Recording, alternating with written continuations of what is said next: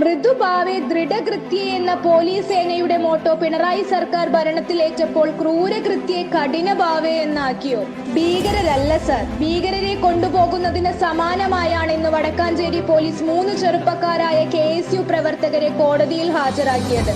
കറുത്ത മുഖംമൂടി ധരിപ്പിച്ചും കയ്യിൽ വിലങ്ങുകൾ അണിയിച്ചും കോടതിയിൽ ഹാജരാക്കി പ്രതികാരം തീർത്തതാണ് പിണറായിയുടെ കാക്കിക്കുള്ളിലെ ഏമാന്മാരെ. അവർ കൊലയാളികളോ ഭീകരരോ പീഡനക്കേസ് പ്രതികളോ അല്ല.